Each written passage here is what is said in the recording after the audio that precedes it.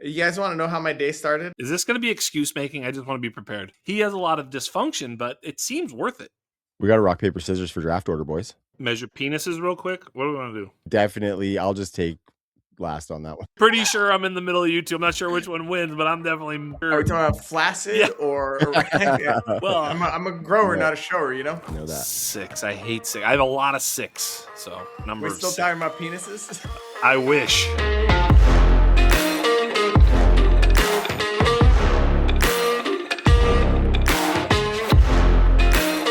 Sights and sounds and edges found. You will now get down with the Underground. Posted up on the OTC Fantasy YouTube channel, Dynasty Underground is back in your life. I am Trav, hosting and West Coastin'. Joining me as usual, the wise man, Jax Falcone. How are you tonight, fella? I'm doing absolutely fantastic. Thanks for asking. Absolutely. And with a cameo from the corner office with the view, one Joquavius Kuvetakis. How you doing tonight, brother? Guys, I'm feeling great. I am actually, I know we're doing a mock draft this evening, but I am actually living the brand. I'm OTC. I'm in a little OTC startup with some of our Discord members. Join the Discord. You get to be in leagues with some knuckleheads like us. And I got the 101. So I'm on the clock there too. I'm taking my time. We're recording late. I'm going to figure out if there are any trades available. But, God, I love this time of year. We start actually drafting again. There are stakes. I can't. It's the best. It's the best. Yeah, it's fun. Yeah. It is. It's heating up. And I'm feeling it as I get into prospect season, boys. Shout out to the Discord as well, Joe. You mentioned it. Curdy actually asked me specifically to give a shout out to the Discord. Curdy's kind of our community ambassador. Yep. He does a lot of really good work with all the people in the Discord, keeping them active in there. And he says, yeah, there's already startups that are filling in there. I think they have a couple right now that are looking for a couple to fill. So if you are looking for any startups to jump into at this time of year, get into our Discord. We've got a channel just for startups and leagues. You can find a league right now, and the boys are having fun in there. We did a little mock draft before this episode just with some of the Discord people, and the chat was bumping for all of 17 minutes that we did this draft. It was a good time. So yeah, I had I made someone's day as I I don't remember what he said, but my first response to him ever, this is a brand new person I never met. I said, "Fuck you." You know what I mean? So so he put in the notes. He goes, the first thing ever said to me by Jax was "fuck you." I think I've arrived. Yeah, yeah, it was pretty cool. I was like, yeah, that's who I am. Welcome to the program. Yeah, and then you told him to wear that as a badge of honor, and I said, don't do that. Feel free to fire back at his ass. Yep. Yeah. Well, they certainly do. They certainly do. Yeah, absolutely. He did. Yep. Yeah, like he's supposed to. Absolutely. 100%. But what we will talk about tonight, guys, it's the first one of the 2026 offseason. We're doing a rookie mock. We're only going to go 2 rounds deep on this first one just to get the listeners' whistles a little bit wet in the rookie mock draft streets. But first, we're going to talk about some of this news that's happened. We did have some free agency reactions last week, boys. There's been some more ripples that have come down in fantasy land over the last week. Biggest one. Jaylen Waddle traded to the Broncos. This one kind of caught me off guard a little bit. I didn't necessarily know Jaylen Waddle was going to be on the market, but the Broncos sent a first, a third, and a fourth all this year to the Dolphins for Jaylen Waddle and a 4th-round pick. Joe, what were your initial reactions to this weapon being added for Bo Nix? Potentially some thoughts about what was taken away from Malik Willis. Just what's your biggest kind of takeaway or impact from this trade? I mean, generally, I think it's obviously great for Bo Nix. It's another weapon. And I felt really bad for Malik Willis. It's just like, oh, you're just the patsy, yes, sacrificial bridge quarterback. We brought you in, sold you a bag of goods that you're going to have a chance to be our franchise quarterback, but we are not going to set you up to succeed. So I'm kind of mad for Malik Willis. This is sort of exactly the scenario we've been talking about. It's like, we don't really want him going to a dumpster fire team. And this is very much that situation. Yep. I think for Waddle, I'm not that excited. Yeah. I just feel like he's just gonna get, Marvin Mims or like Troy Franklin. Obviously those guys got dusted, but I don't know, Sean Payton's history with wide receivers. I don't know. Is he the kind of guy that Sean Payton's going to give a bunch of targets and playtime to? I'm not sure. So I don't know. It's kind of all a stay away. The guy I'm most excited about, I think, is another Malik Washington.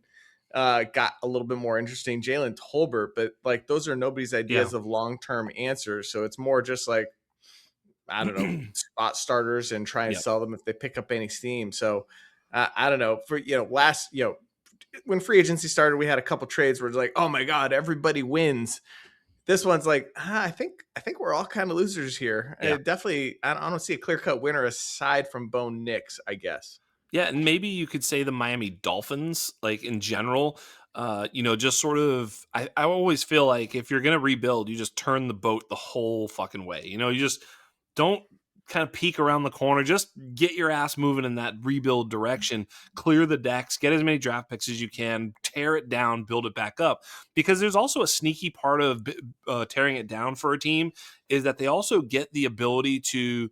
If you can shed all the contracts in 1 year, you can kind of go out there and like you can build a team with like these mid-level free agents, the ones that are like, 7 million, 8 million for like 2 years, just good football players where all of a sudden, like instead of being strapped with all this like dead money, you're just like clean. You've got all these young rookies on rookie contracts and you've got these veterans. Like that's an exciting team. And I think they're kind of starting that. They're still probably a couple years away from being competitive because they don't have the quarterback necessarily. And they're not going to, have the environment around Malik Willis for him to become what we thought he might have the chance to become. This is going to be a very high level of difficulty for Malik Willis to get there, right? So that's awful. That's just rough. I mean, he's going to have some high fantasy point games, I'm sure, running for his life and playing catch up, but not necessarily growing as a player potentially. And this is rookie head coach. The whole thing is really, really bad. So Miami, really bad. They're going to have the number 1 pick. I feel like, they're certainly going to be angling for it and tank for Tua all over again and, see how it goes for Miami. Dude, my initial reaction, when you asked Joe initial reaction, I was like, Troy Franklin, knife to the heart. That's what it was for me. I was like, because there's no part of me that thought that Troy Franklin was like some sort of alpha. But, the model liked him, so we kind of had him as a sort of adopted son. And, get a wide receiver 2 seasons out of him, Exactly. And I was like, you know what? Maybe he grows a little bit. Maybe it's Sutton and Franklin. Maybe he becomes the number 1 on the team, sort of kind of by default a little bit with some growth and some maturity.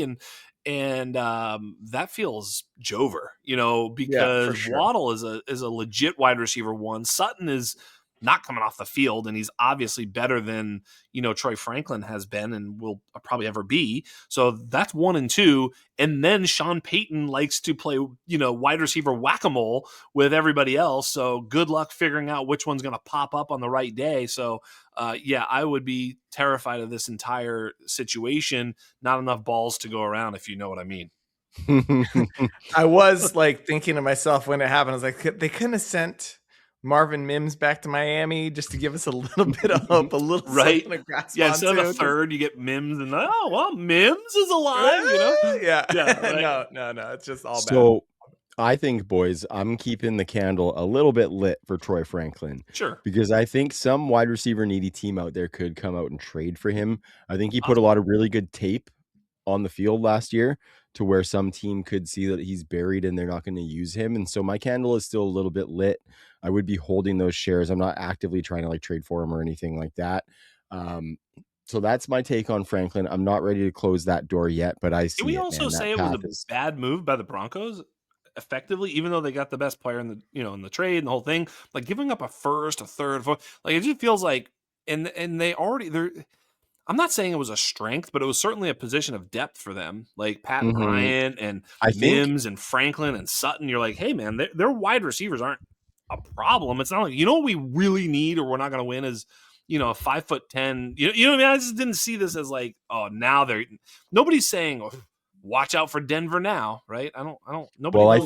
I think I might be a little bit more positive on the Waddle landing, just because I think what this does is this just creates like a super Mims in Franklin. You know what I mean? And so I think some of that whack-a-mole is going to be a little bit less for the Broncos For because the sure. whack-a-mole is going to be now with their wide receiver 3-4 as Yes. opposed to their wide receiver 1-2 essentially almost, right? Yeah. And so I think Waddle probably overtakes Sutton because Waddle can be a heavy target eater.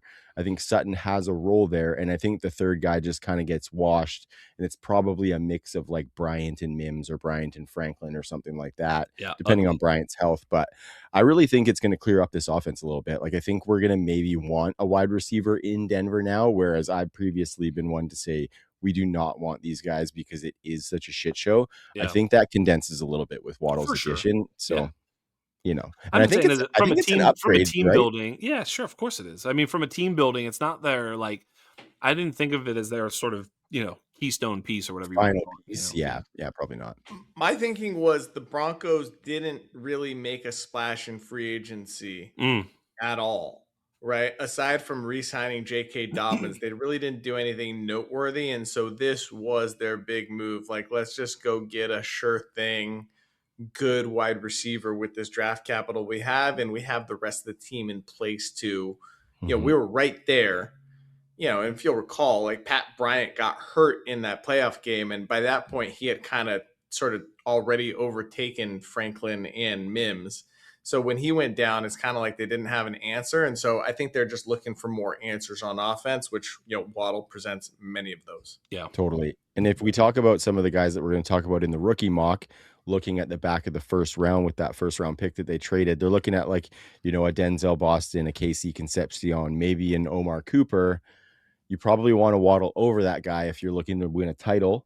Then you send the third. And if you look at the fourth round picks, they actually just moved up in the fourth round with that. So I think the compensation, when you take that into account, isn't necessarily as bad. right. Waddle has some massive seasons in his dude, in his Waddle's resume. dope. No question about Waddle. It's more just sort of like, is that the move they needed to make was to address wide receiver room? I thought they probably could have spent their capital better. That's all. But moving on. Justin Fields traded to the Chiefs. And I think we can be quick on this one, guys, because it's more of just like a stamp on what we talked about last week with Kenneth Walker's signing in Kansas City. And I was talking about how, and Joe, you were talking about too, that it's going to signal a much more run heavy approach for the Kansas City Chiefs. I think Justin Fields being traded there or acquired by the Chiefs is another signal that they're preparing not to have Patrick Mahomes for the first little bit of the season, and that we're going to see a Justin Fields, Kenneth Walker backfield for the Chiefs. And I just have to say, with Justin Fields, before I pass it to you guys, I am very ready for my heart to be broken again. Yeah. I don't think he can break my heart again. I think I have no expectations, and everything's gravy now. Yeah, I think it was a cool move by the Chiefs, actually. He's an uber talented player, and so I think if you're a creative offensive coordinator, especially when you don't have to, as a backup, you can sort of just say, okay, well, even if we play one game, we can have a very specific sort of game plan for him in a 1 or 2 game sample. Whereas if you're trying to play 17 games with Justin Fields, eventually it's like it runs out and you're like, dude, you need to go make some plays. And he's like, yeah, I can't. You know what I mean? It's just like, that's not really his game. Like, just, set back and shotgun and just take your team to victory. Like, he's just not one of those guys. He's just unfortunate because he would be so dope if he was. But I think in a short stint, needing a backup to come in because of a small injury to your starter, in this case obviously Mahomes, I think it's fucking awesome. You can have a lot of fun with that. What do you say about just getting into this draft, fellas? I'm excited. I'm ready to go. Let's go. I've been waiting weeks for this. We're going Joe, Trav, then me. I was going to say peek behind the fourth wall. We measured hammers for who gets first pick, and Joe is packing the more serious heat. So he got the number 1 pick. Oh, I thought it was, never mind. I'm in second, and Jax is bringing up the rear on that one. Yep. I won't make a terrible joke, but go ahead. Yeah. Thank you. And so without further ado, Superflex PPR. No tight end premium, boys. Just regular kind of super flex PPR, as most of our leagues are. Yeah, so we'll go super flex PPR, Let's go 0.5 tight end premium. 0.5 Okay. tight end premium. Yeah, All right, just bring spice them her in up a a little little bit. bit. We don't need to make them crazy, but yeah, you want tight ends, but not crazy. Okay, Superflex, 0.5 tight end premium. It's a linear draft as well, boys, as should most of your dynasty rookie drafts. If you're doing a dynasty rookie draft as a snake, you are doing it wrong. That's But weird. without further ado, Mr. Joe Kuvetakis, you are on the clock. OTC. Ooh, OTC. Jeremiah Love. Next. Like this is the no doubt. Like don't get cute. Even if you need a quarterback, don't take Mendoza over Love. He is the 101, and he is the guy that's going to fetch you 3 first-round picks potentially if he lands well. So just don't think too hard about this one.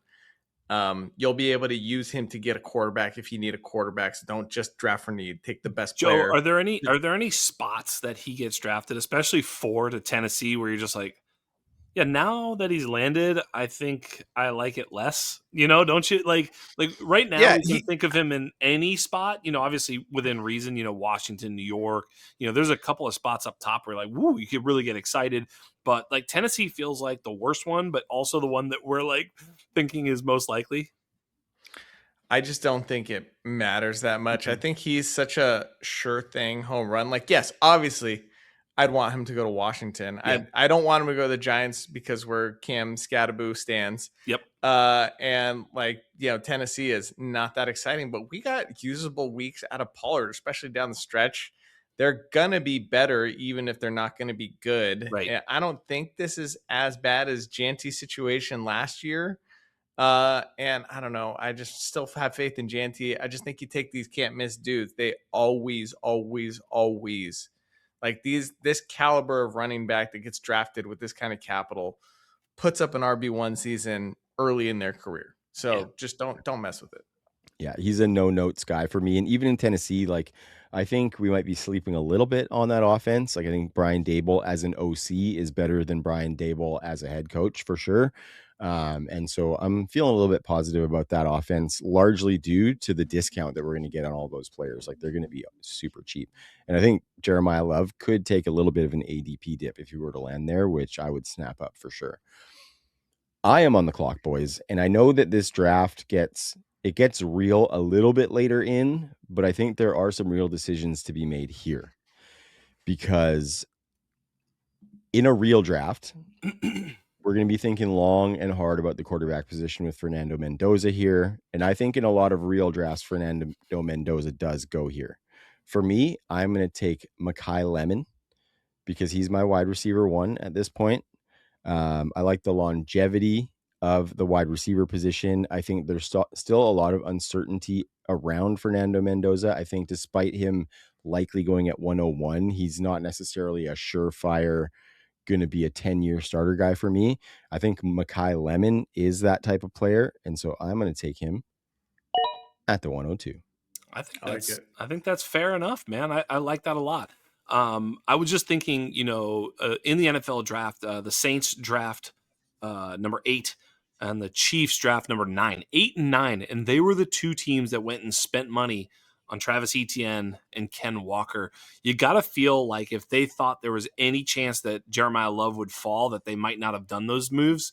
And so in front of them, obviously, is Washington. You got to figure maybe they just all found out that Washington was like the fail-safe landing spot for Jeremiah Love, and probably even a lot of whispers of him going earlier, whether it be Tennessee, New York. So just my thoughts. I guess we're probably down to a 3-horse race, like Tennessee, New York, or Washington. Yeah. I feels like that's it because Cleveland won't do it because they've got Judkins and 1, 2, 3 feels obviously a bit early, especially considering the talent on the board. So anyway, just was thinking out loud. I'm happily taking Fernando Mendoza, who I probably would have been hesitant, toward the end of the season. I think I saw enough from Fernando Mendoza to feel real comfortable taking him at the 102 or anywhere here in the top from the 102 on in a super flex league. I really think he's going to be good, Joe, which I don't know if that helps you, hurts you, but I'm just telling you, I just, do I think he's going to be top 5 dynasty quarterback asset? Probably not. I would not bet on that at all, but I do think he's going to be like hashtag good. You know what I mean? Like I just think he's a machine. The more I hear, I was listening to what's his face, Todd McShay, Todd McShay talking about him on his program on The Ringer. And, I mean, everything he was saying sort of rung true about him just sort of being this sort of machine in terms of his learning processes, his reading. And yeah, when you sort of think about what he was able to accomplish, obviously with his coach, but still in a pretty good roster, but still to go undefeated, run the table, make big plays in the biggest of moments, and to then be 6'5", 236, and like early declare everything about this guy 101. I'm in. So yeah, Fernando Mendoza, let's go.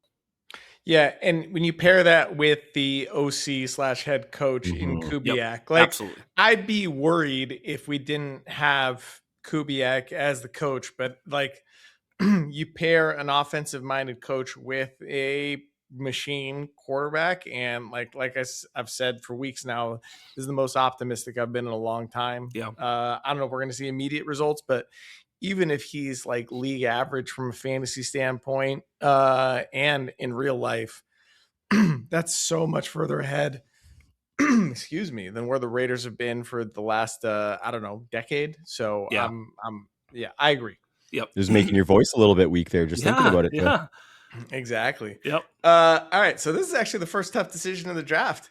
I am not conflicted, although once draft capital comes into play, I think it's going to become a much bigger question. I'll just say from a fantasy analysis standpoint, the answer is clear here, and it's Jordan Tyson. So that's who I'm going with. Yep. Freshman year at Colorado, 2.79 yards per route run and 28% targets per route run. Misses more or less his sophomore season, but then junior year, over 3 yards per route run, and then his senior year, 2.37 yards per route run. Strong numbers all the way through.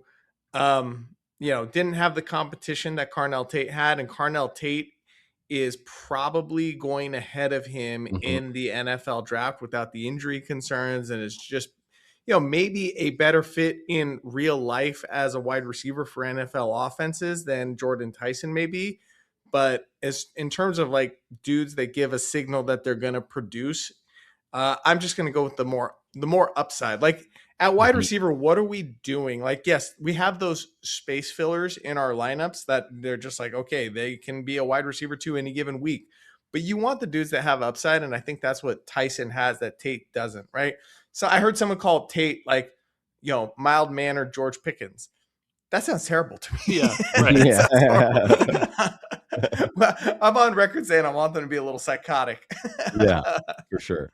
I think that's the right pick, Joe. And I think I might actually disagree in what you said about Carnell Tate maybe being a better fit for an NFL offense, just because, I think we talked about it a little bit. Carnell Tate is going to be that X wide receiver. He's going to probably play mostly outside, and that's not the archetype that we necessarily have been promoting here on the Dynasty Underground. I think Jordan Tyson presents a little bit more versatility in that he can play some slot. He's a lot more of a slick mover. He gets a lot more open. He gets crazy separation. I was watching him today, and he's definitely my wide receiver 2 behind Mekhi Lemon. I just think that versatility is going to translate better into the NFL. You talked about that junior year in 2024 where he had 3.04 yards per route run. He had 51 targets against man coverage that season, which was 14 more than second best in this class. And he had 4.36 yards per route run against man coverage on those 51 targets. That's not quite the Trey Harris number that we saw last year, but this is a lot more targets than Trey Harris saw last year against man coverage. So, and a very different offense too, right? Very, very intrigued. Very intrigued. Yeah, and I guess I'll chime in here a little bit. I think that, when rubber hits the road and you were picking Joe, I was like, in my head, I was like, pick Tyson. We haven't really talked this out that much, and a little bit, but I think it's Tyson. I think when the coin was in the air, I feel Tyson. I would share a couple of key metrics that I think are, just sort of pushing me towards Tyson. One is target earning. career targets per route run is something that I think, as a prospect is fairly important.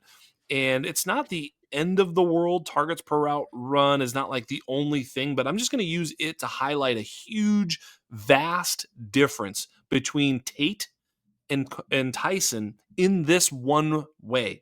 Now, of course, people will push back and say, yeah, but target earning, Carnell Tate played with all these other great players. Well, I'm gonna give you the subset of the anatomy as the baseline. So that's like Jamar Chase, Jefferson, Amon-Ra, JSN, Puka, Neighbors, CeeDee Lamb, Drake London, Tet, Nico Collins, Emeka Buka, Rashi Rice, Chris Olave, Garrett Wilson, George Pickens. Well, 4 of those names, JSN, Garrett Wilson, Chris Olave, and who did I miss? The other one, Emeka. All 4 of those guys did play at Ohio State and did play amongst other studs all throughout. And they all posted numbers as target earners that were above Carnell Tate. And what's crazy about the numbers is that Jordan Tyson would be number 1 on that list of all of those players in terms of career target earning rate. So career target rate, Jordan Tyson would be number 1 on the list out of all those players I just mentioned, and Carnell Tate would be dead last. Kind of a big thing there. So I just think that number 1 sort of wide receiver that we're looking for, we do want to see copious targets at the NFL level. And for that reason, I think it is Jordan Tyson. I think draft capital and injuries will sort of, early declare. There's other data points. That's not the end all be all, but when it's really thin like that, you got to look for some signal. I'm not sure still that Jordan Tyson is a better football player than Carnell Tate. That's not what I'm saying, but you got to find a way to split the tie. And there's a couple of ways that the metrics point to Tyson. Mm-hmm. I'll go a step further than that. Not to table talk here, but if it weren't for real NFL draft capital and projected NFL draft capital and Carnell Tate likely going in the top 10, I don't even know if he'd be my number 3 receiver from just a analytical standpoint. Sure. I don't think he'd be my fantasy receiver number 3. I'll leave it at that for now. Yep. That's fair. Yep. That is. But I think for the purposes of this draft, he is going to be the wide receiver 3 off the board. And He's probably going to be the wide receiver 1 off the board in most drafts. Yeah, I think so. Yeah, for sure. And so I'll take him there. I like the player too. Like, he got better every year. He played with that competition.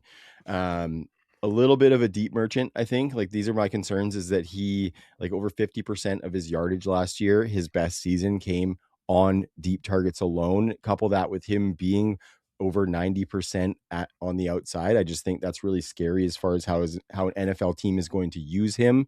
But I mean, if he can get a lot of those targets, he can be one of those guys. We look at top 24 wide receivers over the last 3 seasons. Last season, only 5 had more than 80% of their routes run from out wide. 2024, only 3 of the top 24 had 80% of their routes from out wide, and 3 in 2023 as well. So not very many of those guys are jumping into the top 24 anymore. And so Carnell Tate has to be an elite one in order to get there. And I just think that makes the bet a little bit tougher versus a Tyson, who I think his skills translate to more offenses. So, but I think Carnell Tate's really, really good too. So it definitely could happen, man. Well, the interesting thing about it all, Trav, is that, when you have these takes, people hear you and think that you're saying that Carnell Tate is not good. Yeah. It's like, that's not what I'm saying at all, actually.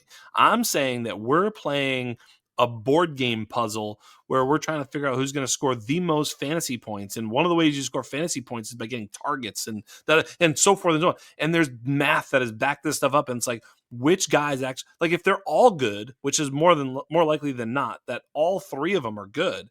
If they're all good, well, then who scores more fantasy points? And that's really what we're trying to figure out. We're not really looking for bust potential, although I suppose if I were to bet on a bust, it would be Carnell Tate. I think so too. Yeah. Not only that, I mean, I think the other aspect, just to simplify what you just said, it's floor versus ceiling. Yeah. And at wide receiver, floor is nice at any position, but ceiling is what we're going for. What you don't want is for this guy to fall into, just the never-ending list of wide receiver threes. Yeah. Right. You want them to be one of those top guys. That's where you make the impactful difference. Yes. You want as few receivers on You your want team as 150 possible. targets. Yeah.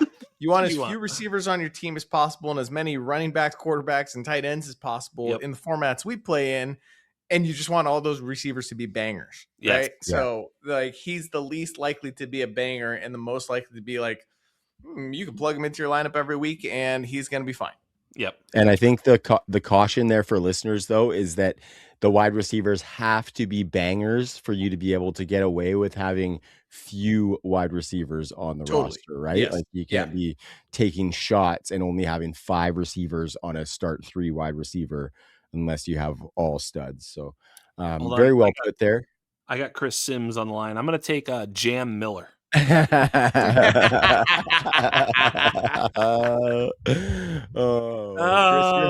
Chris, come on now, have me on the program. We could just talk it out. You could just tell me why 4.3 yards per carry or somewhat, it's just a mirage. Yeah, can I just say that my response to your retweet of that might have been some of my best work on Twitter, by the way? Nicely done. I'm happy for you. Actually, I'm going to take Jaden Ott. No, I'm not going to do that. Just going back in the 4 years ago machine and Jam Miller and Jaden Ott coming out. Anyway, this is the hardest spot. I have I think I have between 5 and 10 106s out of my 20 league. I've got a lot of 106s, bro. And I don't love it. I'm going to take the guy if you don't take him. Just to make your decision easier. Well, here's the thing. I really like Casey Concepcion. I really do. And I think in some ways, I'm is Casey Concepcion the better player out of, the next sort of group? There's the Denzel Boston, the Concepcion, the Omar Cooper. I'm not sure, I'm really not. I've been kind of hedging back and forth, and I look at it one way, then I look at it the other. I really don't actually know what to do. So until I feel somewhat different, I'm just going to go ahead and lock in. Oh my God, I almost changed my mind on the fly. Dude. Flip the coin. For those who weren't with us last year, this is the game. When you can't decide between a player, you flip a coin between 2 players. You flip a coin, and when the coin is in the air, you know which side you want it to land on. I see Jax struggling with this very thing right now. It's so hard because they're both really good. Sort of. I would love to take either of these guys. Both. I'm between Concepcion and Cooper, right? And I think what will end up changing my mind when it comes draft time will be sort of draft capital landing spot. It'll be like, well, dude, fucking Omar Cooper. You see where he went? That type of thing. Sure. But I think for the purposes of this exercise, I'm going to take Omar Cooper just because of my man crush. And besides, I'm going to stack him with Fernando Mendoza. So I got the stack. The Indiana stack. And potentially the Raiders stack. Cooper's probably not falling to the Raiders in the second round. Who are we kidding? All right. Well, that makes my decision easy. And that's actually a good point, just a good talking point. I actually think the 107 is shaping up as the easiest pick in the draft, at least as far as our process goes. And as far as today. Yeah, as far as today, without knowing landing spots or anything like that. But I'm taking Concepcion, over 2 yards per route run for his career. Weird 2024 season. Trav, earlier when we were talking about, I don't even know if I'd have Tate as my wide receiver 3 on an analytical level, is because I might have Concepcion there. Yeah. And his targets per route run career, 26.82%. In his senior year, yards per route run, 2.46 and 27% targets per route run. Yak per reception, all 3 years over 5. That's a benchmark we look for. We want it to be over 5 for their career. We certainly want their best season to be over 5. Freshman year, 7.3. Sophomore year, 5. And that was his, bad down year. And then his junior year, 7.2. So he has this weird second year at NC State, which is a little bit of an outlier. His yards per route run dipped to 1.29, and you're just like, what was happening at NC State at that time? Yeah. But incredible early breakout, incredible final season, early declare.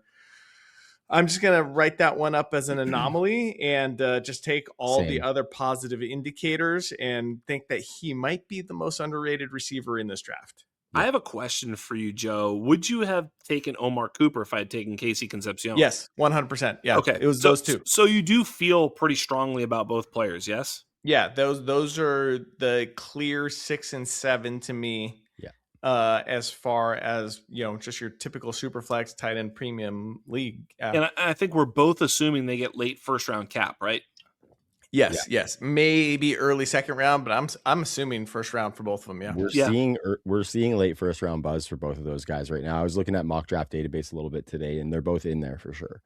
Yeah, so I you make a great point. You stated the case for Casey Concepcion. I think it was Ryan Heath had mentioned, final season, screen reliance for Omar Cooper, and I was like, that is true, he did. But I pushed back a little bit, and not to discredit what he was saying, but more so to add more context, which was that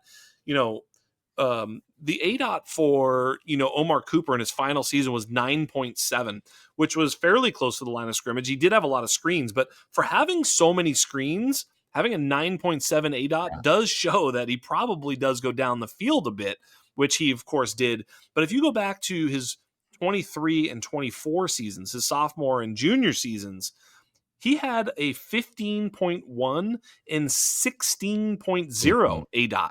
And in those two seasons, respectively, he had a 2.14 and a 2.52 yards per route run.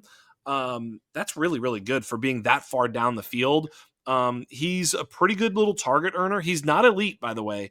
I do think he's Debo-esque, just in the way that he breaks tackles at a ridiculous level and how great he was. He had Fernando Mendoza this past year, and his quarterback rating when targeted was 143.2. NFL quarterback rating, which is really, really good. This is Omar Cooper we're talking about. But in the two previous seasons, when he didn't have Omar Cooper, it was 104.6 and 124.5 in his sophomore campaign. So, look, I just think that there's so much to like about Omar Cooper. I think he's really, really good. I'm afraid to be hurt again, as sometimes with these wide receivers, I have had some pain. So I'm trying to get this one right and trying not to be too emotional about my, love for Omar Cooper. It's actually a super interesting dichotomy between the two, just in terms of Concepcion and Cooper, because Cooper, we saw playing primarily on the outside in 23 and 24. Mm-hmm. And then his slot rate jumped from 9.7 and 24 to 83% of his routes. That's right. Last season. And that's thanks to his teammate and supporting cast, right? Right. Is the other wide receiver on his team, who we're going to talk about shortly. Yeah. Concepcion went from a 92% slot rate to an 82% slot rate in the second year to, in his third year after the transfer to A&M, 34%. So like we've seen inside out from both these guys, but absolutely different directions. And like they both, passed the test swimmingly. So they're close prospects in my mind. I lean towards Concepcion just because of I guess I would say the strength of the early breakout, 845 yards and 10 touchdowns in his true freshman season. That's the tiebreaker to me. I think he's a baller. And we can Joe, see him play outside too. Joe, I think you're right. And I almost went to it because I think one of the things that's in our model that I think we forget to mention is touchdowns. And, because you look at good players, they score touchdowns a lot at a very high rate in college. They also score them early. And, well, one of the other players that we will mention is a touchdown scorer as well, a couple players. But certainly Casey Concepcion was one of the best touchdown scorers early in his career, and not a bad touchdown scorer throughout his career, as he ended with actually 28. Just touchdown rate 13.4%, Omar Cooper 13.8. So they both score, very well, at that. So that's a good thing. They passed the test in both those. So And the other thing with Concepcion is like his ADOT in years 1 and 2 was like 8.5 and 6.9. That's a little lower than we want to see. We want to see it north of 9, and really we want to see it between 10 and 15, right? And that senior year at A&M, 12.3. That's perfection, right? You want as close to like 12.5 as possible. So I don't know. You saw him playing outside a little bit more, and then you saw the ADOT increase. The productivity stayed up there, and he scored 9 touchdowns, playing a lot more on the outside. So I don't know. Kind of check. Probably Like good. not. Yeah, he's probably good. Yeah, he's probably good. He's probably good. Yeah, and the Yeah. film guys love him. So yeah, he's a can't miss prospect. It feels like we've said that before and been wrong, but yeah, Casey Concepcion. Trav, we've talked a lot here, so go right ahead. Sorry for ruining the podcast with all this. Also, Casey Concepcion, Omar Cooper. Sorry for screwing you over with like probably the worst pick in the draft. I just said 1.07 is like the easiest because it's just like you take whichever guy falls, and now you got a decision to make. That's right. Huge. We gave you plenty of time to think. But here's the thing, Joe. Don't mislead the listeners, because many times there's a couple other players who would have already been selected, perhaps ahead of maybe both of these guys that we just took in a lot of your drafts. They're not. Not everyone's drafting with a couple of sharps like us. Huh? That's right, Bubba. Depends on the format. And this is where format starts to come more into play, right? We think about that half tight end premium with the tight ends that are on the board here. I have to be honest, like the wide receivers are dwindling a little bit. There's only one, maybe two that I would be happy with here. No running backs I am happy with here. Feel like it's a little bit too early to go Kenyon Sadiq, so I'm gonna come back with Omar Cooper's college teammate. Wow, Elijah Surratt. Ooh, I love that. That's strong. I've been seeing. I told you guys I was looking at NFL mock draft database earlier today. I believe they have him going as a consensus inside the top 50 picks, definitely the top 60, I believe. And I was watching him today, and I really like him, and I think. The interesting thing about him is I actually think Indiana kind of miscast him as a pure X wide receiver. I think his skill set kind of plays more to one of those 50-50 guys who does a lot of really good work out in the slot. And keep in mind that this is all grain of salt. I'm not like a film grinder by any means, but I didn't see him stacking defenders when he was going downfield. And I think that's really big if you're going to be playing on the outside a lot. I saw a lot of his wins being on in and out breaking stuff and hitches, which would beg some more slot play.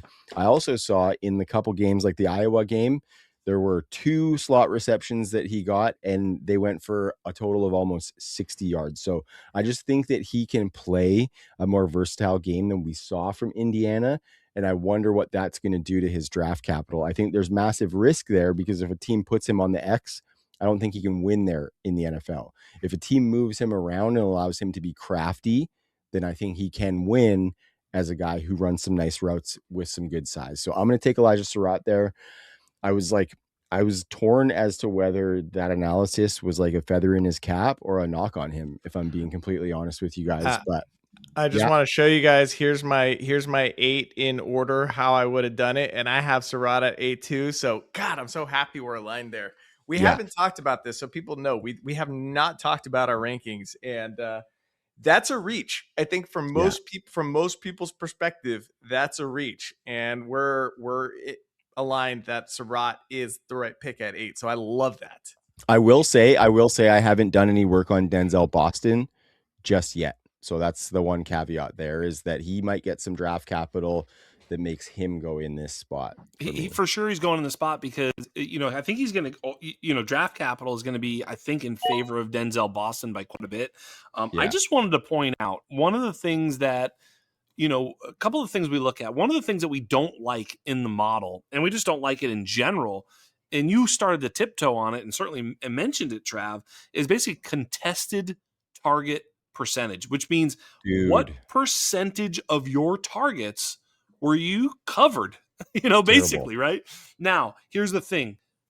Deeper down the field, you're more likely to be covered. There's more recovery time. You're not going to be wide open 30 yards down the field. So if you're deep down the field, you're generally going to be covered. When you're close to the line of scrimmage, sometimes you can just be fucking wide open because you're running a little screen or a little slant or something. You just, whatever. You found a little soft spot in the zone 3 yards down the field. So, it's a little bit of it's not always a perfect stat, and nor am I saying it is, but it is a stat that it's a demerit if you have a high contested target rate in the model. And so that being said, the model likes Surratt quite a bit. That's right. And I was going to say the reason for that is because he was fucking good on all those targets. He was good on all those targets. And I'm just going to point this out. Contested target percentage, 28% of his targets were contested. By comparison, 20% for Omar Cooper, 12% for Casey Concepcion. You had mentioned, Joe, the ADOT for Concepcion was super low, and it's the lowest of the three. So they do sort of correlate, right? So some of these things have to be looked at from two different ways. But point of the matter is, on those targets for Elijah Surratt, he was great. 58%, catch rate on, contested targets is really good. And he was his PFF grade has been great all the way through, no matter where he's played. He's Indiana was his third school. He went to James Madison, but he's been so good. And his yards per route run have been great every single year. And we talk about touchdowns. He's a touchdown scorer. He scored 15 touchdowns when he had Fernando Mendoza this past year. Huge touchdown rate, but he scored 8, and 13 in his other 3 seasons in college football. He's just been really, really, really good.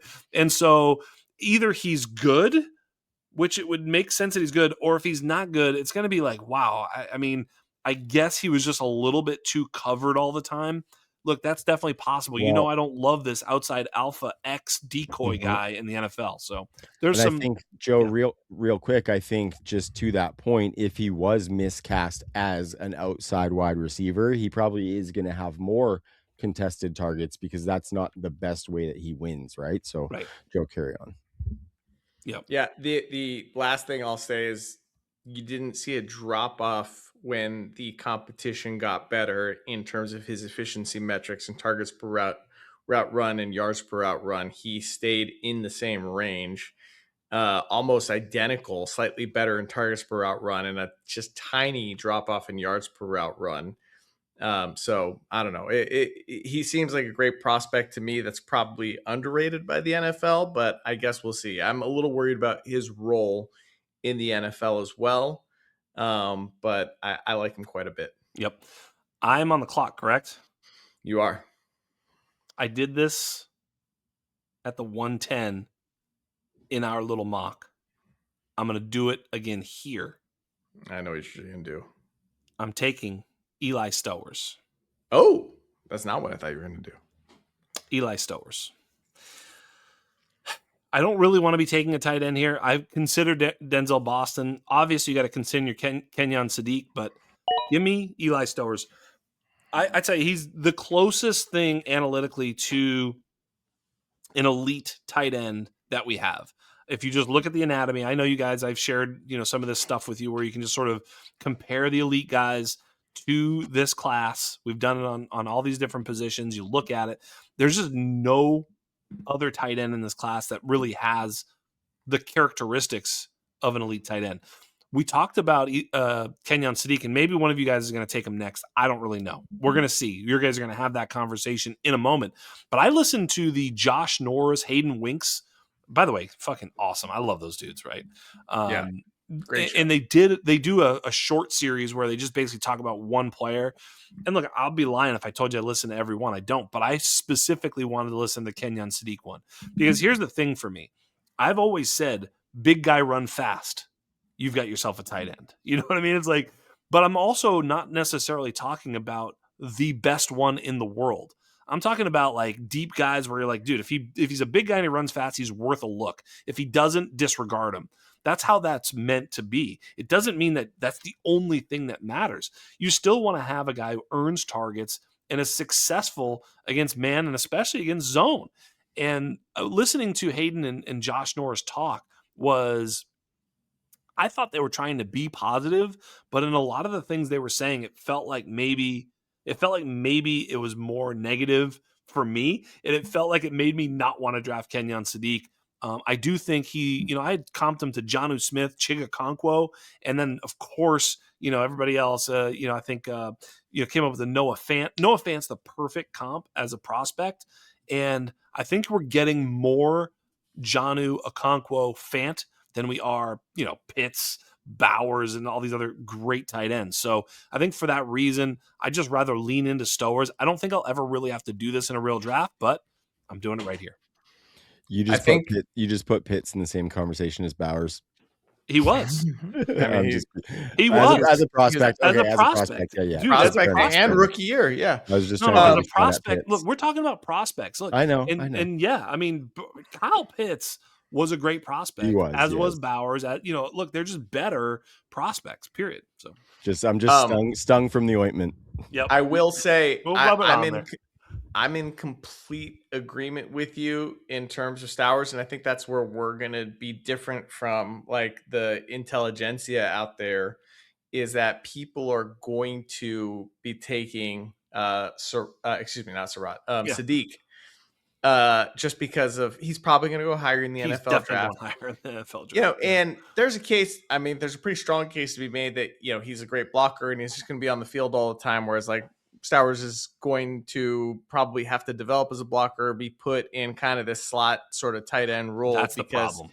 he converted from quarterback to tight end. But like from an athleticism standpoint, like the argument for Sadiq seems to be athleticism. And Stowers is right there with him in terms of athleticism. These are like the two most athletic tight ends we've ever seen. The only difference is like Stowers has a production profile that far outweighs Sadiq's.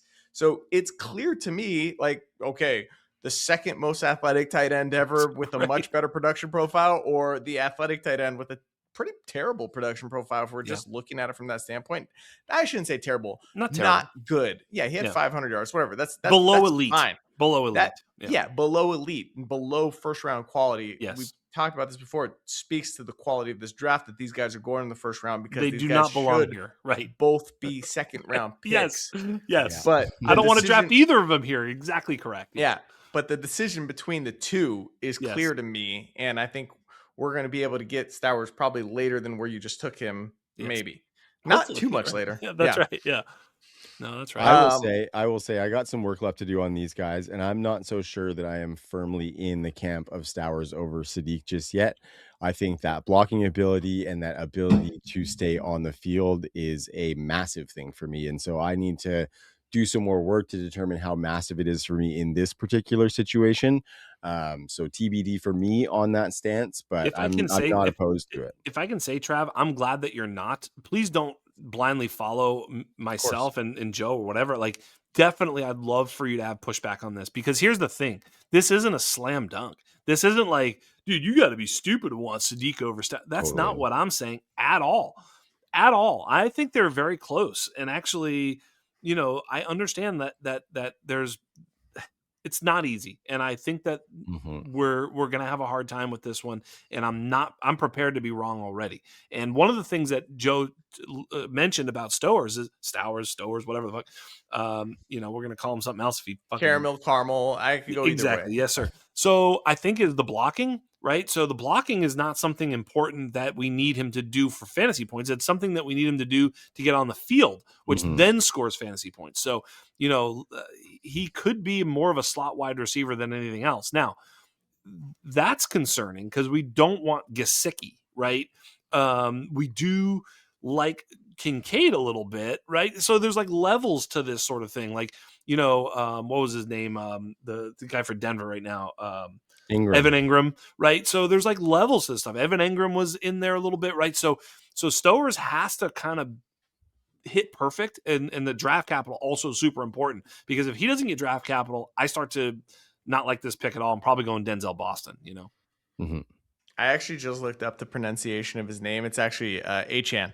Yes. Yes. Actually, if I can give you guys a little lesson in Le Français, Travis Etienne was never the correct spell or pronunciation.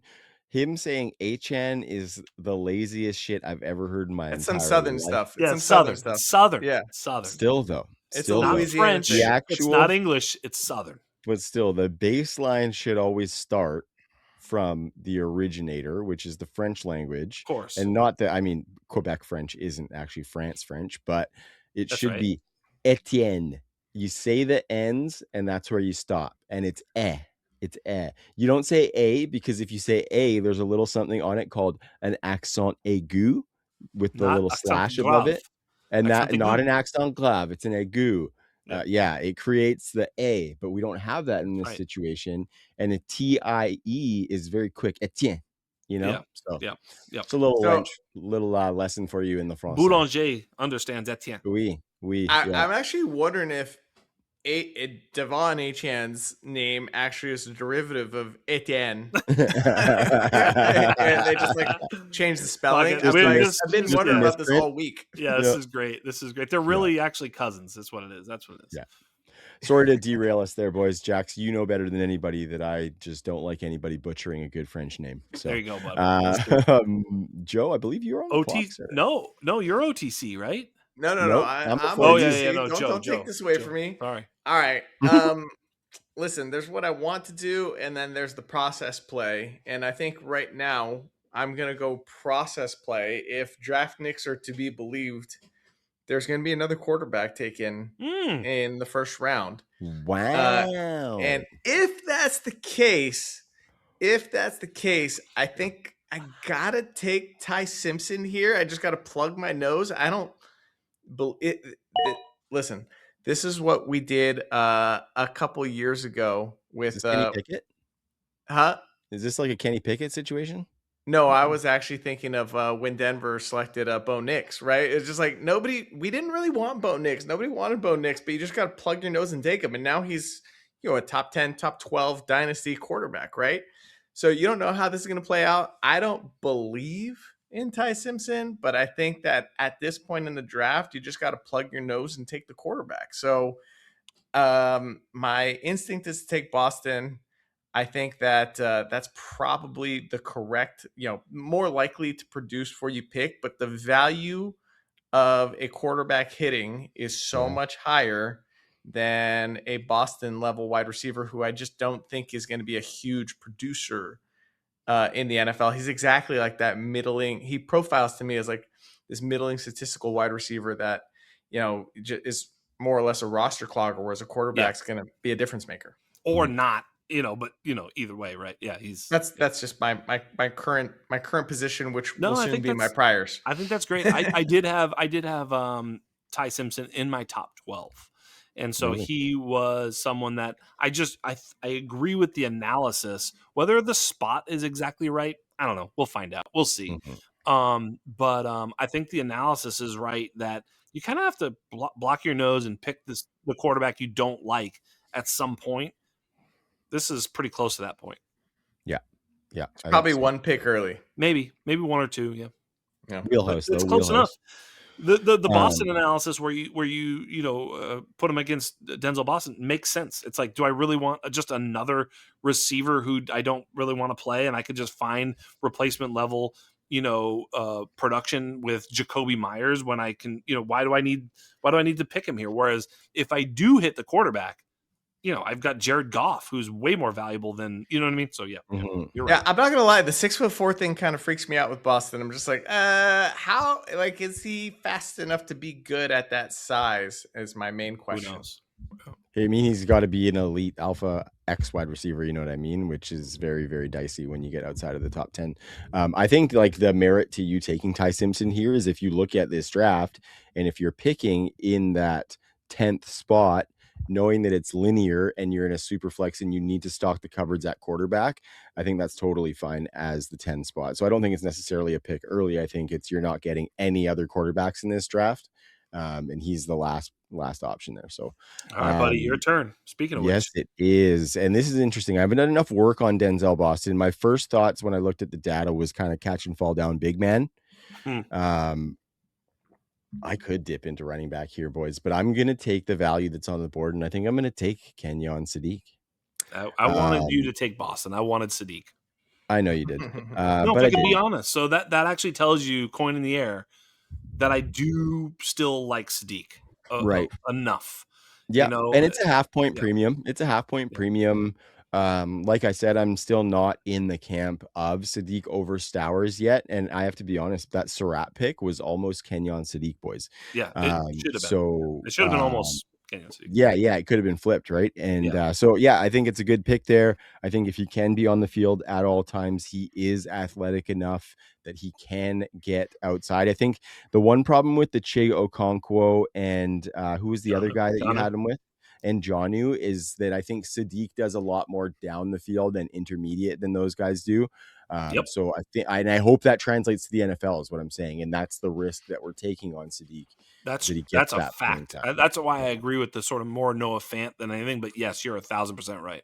Yeah. Go ahead, Joe. Oh, I just want to point out, like I said, once we hit pick 8, like it's a tough pick because it's so fluid. It could be any of these. If this went in any other order, aside from maybe the Simpson pick, which was my pick, like at 8, I'd say I wouldn't have a problem with it, assuming Boston's probably the next pick, right? If it went in any other order, I wouldn't have an issue with it. And that's why 8 kind of sucks. Draft capital is going to help us sort through this and really firm up the back end of this first round. But right now, it's so fluid, and I'm not going to argue with any of this. And here I am at the 112, and I don't even want to take Denzel Boston here, but I guess I will. So give me Denzel Boston. I think there's some outside alpha X nonsense that we don't like. There's a Keon Coleman vibe here. Look, I'm ready to be wrong. I guess I'll take him. You know what I'd probably do here is I said I would never take the RB2 because nobody, I'll just never take the RB2. I probably would have taken the RB2 right there. So look, I've said this before, and I think it's funny when I contradict myself, but I guess to the point that the listeners are following along and they are understanding what the process is. It's like, you really don't want to have to be drafting the RB2 because I think the RB2 is going to go at the 108, which, you know what I mean? Which is what you're sort of alluding to. People are going to go, maybe the 109 with Sadiq is going to be a popular pick, whatever. You get my point. So anyway, long story short, I'll just take Denzel Boston. We'll go a little bit more rapid fire in the second round, but go ahead, boys. Well, I mean, I'm going to go. That's actually Jax. This is a linear draft. Oh, no, you're up first. Sorry, Joe. Me. Sorry, Joe. Yeah, biggest hammer. We get it. So, I'm going to go off script here. I know what, ADP says in terms of the running back that should go. I kind of feel like the second round is where we're going to start seeing running backs. And to your point, Jax, I think we're going to probably start seeing them in the back half or last 4 picks of the first round. But I'm just going to take the dude that I think is the RB2 in the class by my analysis thus far. Why are you saying, do you know who that is? Nick Singleton. No, no, I'm not doing that yet. Oh, I was getting so excited. I thought you were. This is Emmett Johnson. It's Emmett Johnson. It's Emmett Johnson. Already. Maybe I just love him because he looks like me with his shirt off. Yeah. But I have watched a good amount of film on him. I've sampled 3 games thus far. I'm not done. I want to sample a few more. But dude, I'm falling in love with this guy pretty hard. That he lacks the long speed, right? But I'm seeing, as a receiver, I'm seeing shades of like Woody Marks. As a runner, I'm seeing something between like a Devin Singletary, Charlie Gardner, and Bucky Irving, right? Where he's like 5'11", huh? What a spectrum. It's a spectrum, but like, so here, I'll explain what I mean. Like Singletary, when you watch him run, he's a pretty good pure runner with good vision, right? Yep. The knock on him is he can't catch. Well, here's the thing. Emmett Johnson can't. He's got, I was watching his game against UCLA. He caught a low ball on the second drive that was behind him, right? So it's just like a pretty acrobatic, difficult catch to make. On the third drive in that game, he caught a shallow crosser over the middle, after faking a block. Ball's overcooked. He jumped up and he grabbed it, right? So he's actually a good, like pretty reliable receiver as far as running back goes and actually can run some routes. He scored in that same game. He scored a 50-yard touchdown on a wheel route. So he was very much part of the passing game. So that's one reason I'm raising him above these other guys, like above the Jadarian Prices of the world.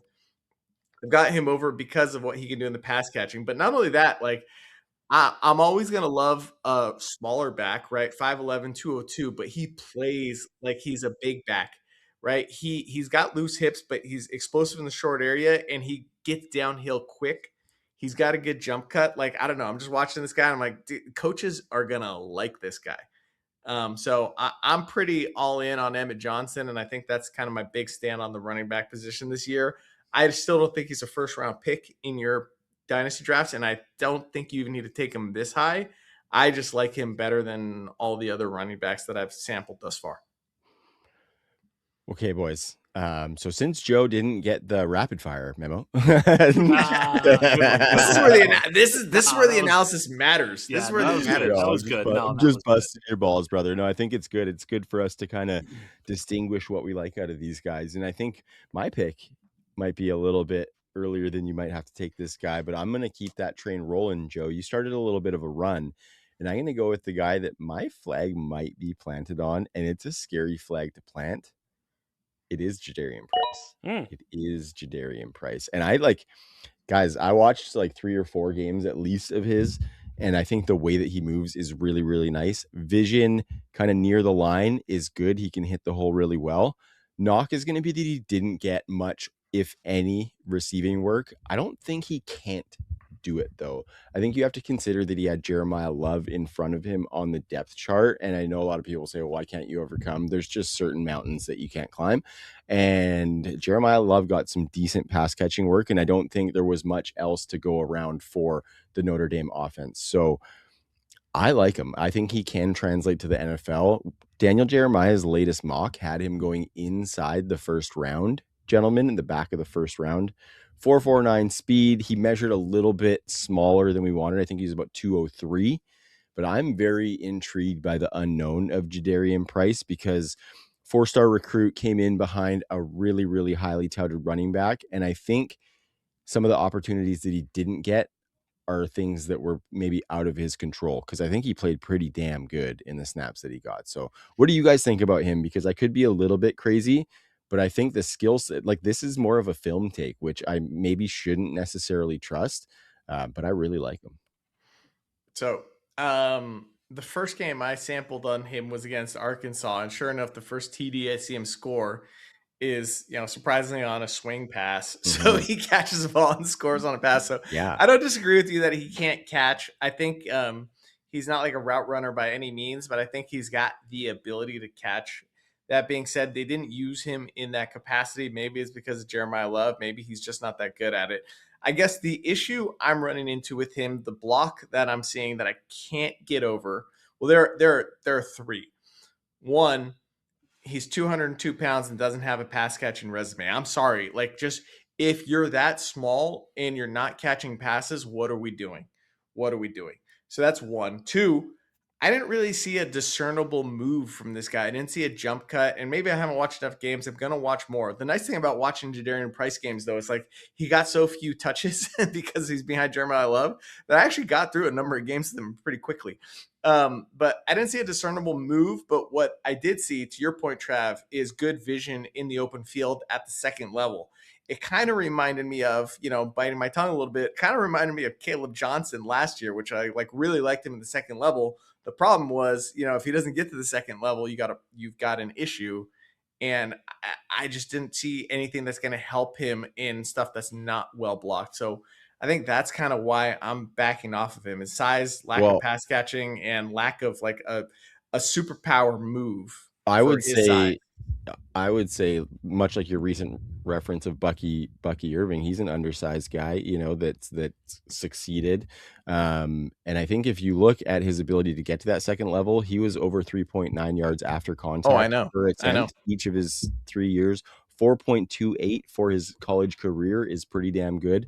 Jax, I'm pulling into your bag with this one. He had the second best career 10-yard rush rate in the class. I used your anatomy spreadsheet for that fella.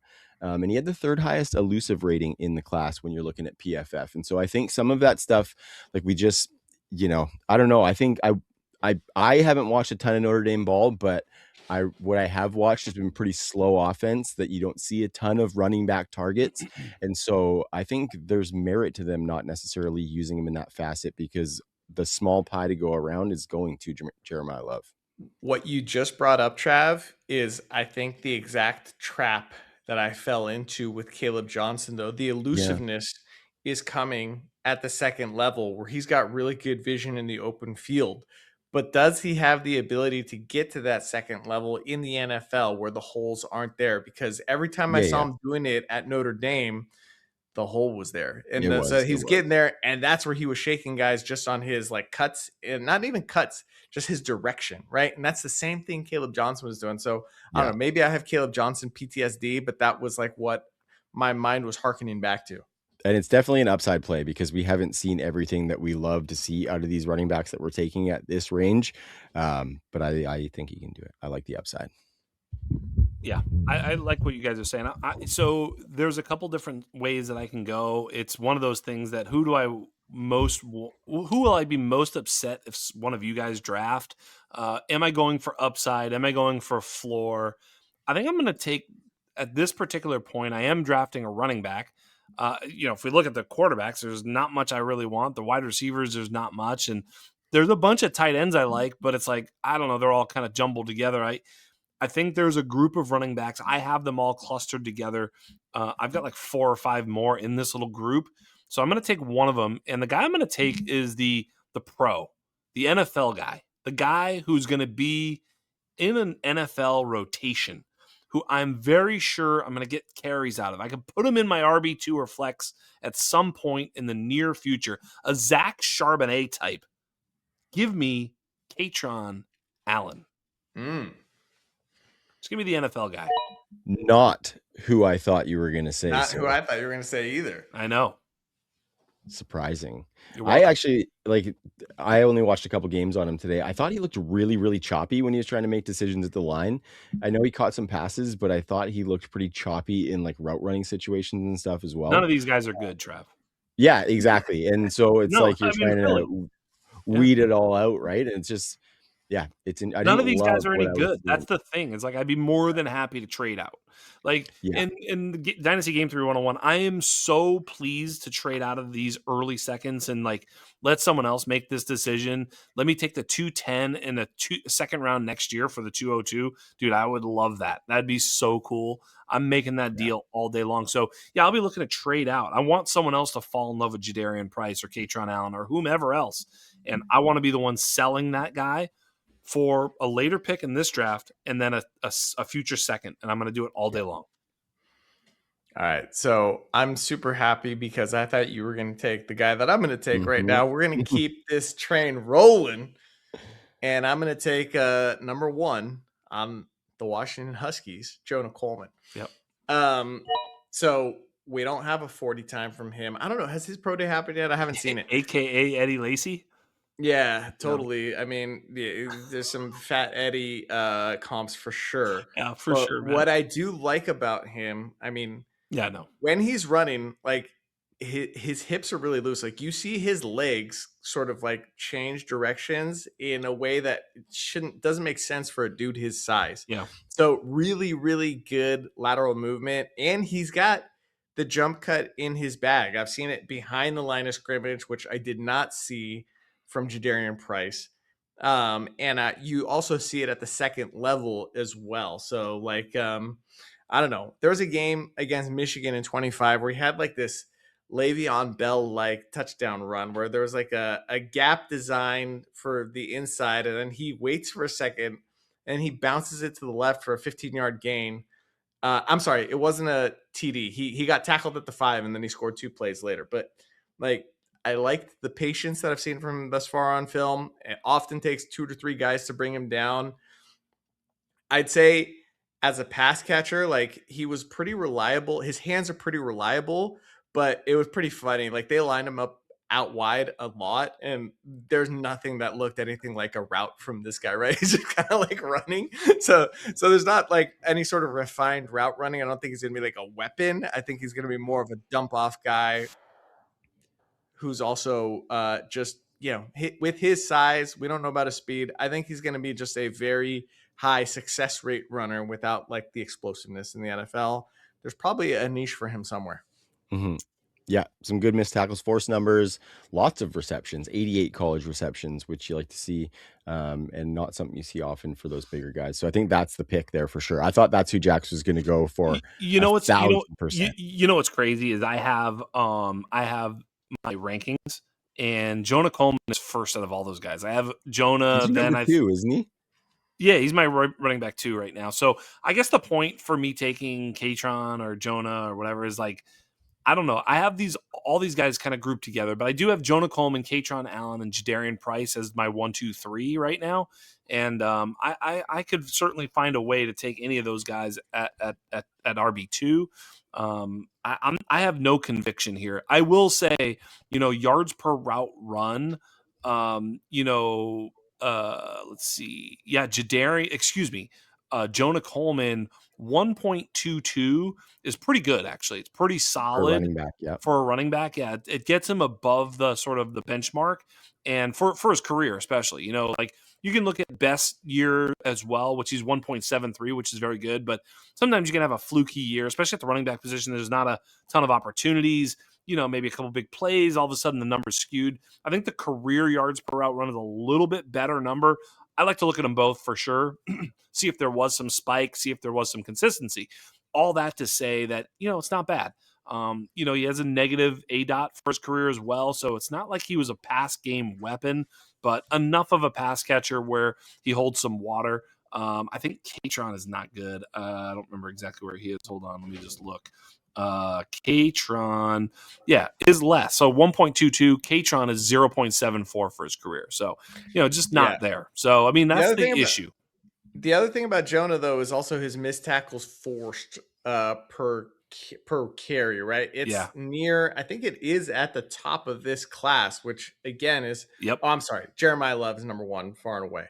But he's number 2 pretty decisively. And like for a guy his size, I think that's what makes him interesting. He's kind of, I hate to hearken to Cam Scattaboo, but he kind of like gave me little shades of like a Cam Scattaboo like player. So that's what I was thinking when you were talking him out. It was similar analysis and thought. Like he moves better than he should for that size. Yes, competent pass catcher, probably not breaking a ton of big ones, forces missed tackles. That's very Cam Scattaboo like for sure. That's fair, and especially because he breaks all these tackles, and his 15-yard run rate is still only 7.8%. So it's like. You break the tackle, you get taken down soon thereafter, Yeah, but that's what I'm saying. It's going to be a success rate guy. It's just always falling forward, always 2 or 3 guys tackling him. Like, I don't know. Yep, I like him. Okay, boys. Okay, there's a wide receiver in play here. There's a wide receiver in play. It's a draft it would be a draft capital pick alone because I like a different wide receiver better than him. But I'm still going to go running back anyway. Leave that to the imagination, boys, because big guy run fast. And Mike Washington is getting some talk about top 50 draft capital potentially. I think I saw that on NFL mock draft database as well. So I'm going to select Mike Washington here on this team, pairing him with Carnell Tate and getting a nice little stock up on both positions. Man, now you have to tease the wide receiver to tempt me. To tempt me to take Skylar fucking Bell because you're gonna take Skylar Bell around the corner. I'm gonna take Nick Singleton because I'm strong enough to withstand the pressure to take Skylar Bell. I'm not taking Skylar Bell. Look, Nick Singleton has the highest ceiling profile of any back this side of Jeremiyah Love, period. Jadarian Price is close because he's got some of that big play home run threat, but he doesn't have the 3-down skill set profile. That doesn't mean he can't do it. He doesn't have the profile. Production. The issue, of course, with Nick Singleton is success rate, just yards created, nuance between the tackles, all these things that, like, quite frankly, probably will hurt him. But to get him at this position in the middle of the second round as the RB 1, 2, 3, 4, 5, 6, 7, at the RB 7 is where I'm totally comfortable smashing Nick Singleton. I think you're going to be able to get Nick Singleton in this spot quite often, which to me is worth the upside swing. There's a way that you crap out entirely, and we'll see exactly what draft capital Nick Singleton brings. But if he's anywhere in the 4th roundish with any sort of potential playing time in his future, I think Nick Singleton's a fine pick. Mm-hmm. Oh, that makes me so sad because I that's know. what I was thinking. I think you did that just to troll me. Well, I had to troll one of you bastards. I mean, it was either Skylar Bell to troll Trav. You could troll Trav by taking Skylar Bell if you wanted, but you know. I could. I'm thinking about it. God, this is a tough decision now. I think I am going to go Bell here. I don't like Chris Bell, though, right? Yeah. Huh? Chris Bell, What? right? Hey, Chris Bell's up there too. Chris Bell's Chris up there Bell. too. No, I'm Yep. taking Skylar. I'm gonna write off the Wisconsin offense for his lack of early career success, right? And just look at those last 2 years at UConn. But I will say, as a rule, I don't really like 5-year receivers. No. That's like one of our big red flags. But his career targets per route run was 26%. And his career yards per route run was 2.15. His super senior year, I should say, what you want to see is kind of these eye-popping numbers, right? That's what we saw with Trey Harris last year, and that's why we're like, okay. Now, this isn't quite as jarring as Trey Harris's last year, but 3.13 yards per route run. Whenever you get a 3 in front of that, I'm going to be interested in a nearly 35% target per route run rate. So I like all of that. The 13 touchdowns in that last year, 8.2 yak per reception his last 2 years in that UConn offense. So, and only a 30 and 36% slot rate those 2 seasons as well. So inside out game, decent ADOT that we've seen out of those seasons. So, most importantly, and I want to just include the listener in, the model likes him. Yeah. And I mentioned this on a previous episode. I was kind of scratching my head as to why the model likes him so much, and we're digging into that a little bit. But I think I'm going process and just trusting our system. Yeah, no, that's fair. All right, boys. So this guy is the guy that I don't like as much as Skylar Bell. Bit of a plug your nose and make the pick because of projected draft capital. I'm seeing top 60 buzz for one Chris Brazzell. Don't really love him. I think he's one of those guys who could be that outside X wide receiver who does nothing. But there are instances, C1 Pierce Alex, where that wind sprinter parlays his wind sprinting into $100 million plus contract. And so Chris Brazzell has a slim chance to do that. He's definitely a catch and fall down big man. His career yards after the catch per reception, if you exclude his nothing 2022, was 4 yards. So not good there. But I mean, best season, 2.57 yards per route run, 3.07 versus zone in that season. And one thing that I did like about him is that this past season, the Tennessee offense had 3 800+ yard wide receivers, and he was the best of those 3. So he did have some competition producing around him, and he shined amongst those guys. So don't necessarily love the pick, but I think it speaks to this draft class is that we are going to be turning our nose up at some point in this mid-second round. And we're going to be taking shots on things that just give a guy a chance. And I think he has a chance. Yeah, I think that's fair. There's going to be a ton of tight ends that I want to take. I think I'm going to take one right here. I don't have like a bunch of favorite tight ends. Excuse me. I don't have a favorite tight end here. I have a bunch of guys that I really like for different reasons. I haven't done film work yet. I will more so now. I did, of course, go watch a little bit of John Michael Gillenjall or whatever his name is. Gillenborg. Gillenborg, even better than Jill. Yeah, Gillenborg. Just unbelievable name. So he was great in Donnie Darko. Yeah. Yeah, totally. I agree.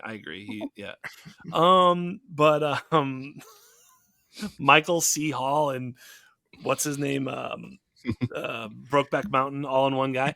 Listen, what I'm trying to say, he from Montana, maybe. Look, I'm not going to get into this. This is crazy. We're going down a rabbit hole.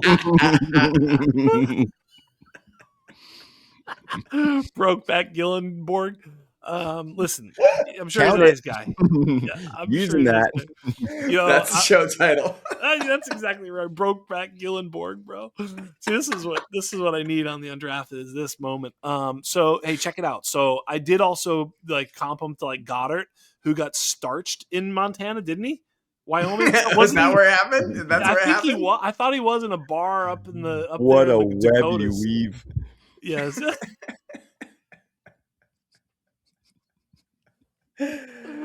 What a web you weave, he says. Like, so Gillenborg would never take that shot. Never take that shot. He would have saw it coming and kind of, you know what I mean? That arm You can't goes knock up a dude named Gillenborg out. No I'm chance. sorry. Like You're Brock just- Lesnar couldn't knock him out. That's right. You're going to break your hand on that tin lunch pail. So listen, Gillenborg's fantastic, but I'm not taking him here. And you're welcome to take him in the subsequent picks because we'll talk about him one way or the other. But I'm going to take Michael Trigg. Ooh. Talk Okay. about him. I mean, he's a tight end, and he's got a pretty good, metrics, and that's really all I know. I haven't watched Michael Trigg extensively enough to know. But what I'm going to tell you is that, when you look at some of these guys, I feel like, look, he's a 5-year player, so that's not great. We haven't seen him test yet, so that's also a question. But when it comes down to just sort of raw numbers, like some of the things we look at, yards per reception, 13.9 for his best season, 13.1 for his career, 13.1 versus 11 for Kenyon Sadiq. Just to put it in perspective, yards per route run, best season 2.18, Sadiq 2.1. His career yards per route run 1.87, Sadiq 1.72. The production of Michael Trigg is at least close enough. Missed tackles forced per reception, I think it's best in the class. He's 287 basically. So 28%, almost 29% of the time he's breaking a tackle, he catches the football. So, he is number one in the class as far as I can see. And his ADOT was 10.5 for his career. So this is a guy who went down the field and caught passes. Trank. Oh, this is a guy. Yeah, absolutely. One of the things I was looking at too was like, what was the guy? Was it Borkircher? Maybe it was Borkircher. Yeah, that's a name for sure. That's one of them. Borkircher. Kazoil? No, it was Borkircher. This Borkircher fella. So, I was like, oh, he's, he looks all right, some of the things. And his average yards per game for his career was 8. I was like, that can't be good. We're looking at a lot of like per route run stuff and whatnot. And I was like, dude, I really need to like look at how many yards per game for your career. This is kind of crazy. You look at, Bowers, McBride, Loveland, Warren, Fannin, Laporta, Kraft, Kittle, Gadsden, Pitts, right? So that again, the elite anatomy guys. Only Kittle had a terrible number. Everybody else was, basically above 30, right? And the average of that group was 45.8 for that group. And nobody gets there. The closest one to 45.6 is Koziel. But none of these guys. Dude, Kenyon Sadiq is 21.2 yards per game.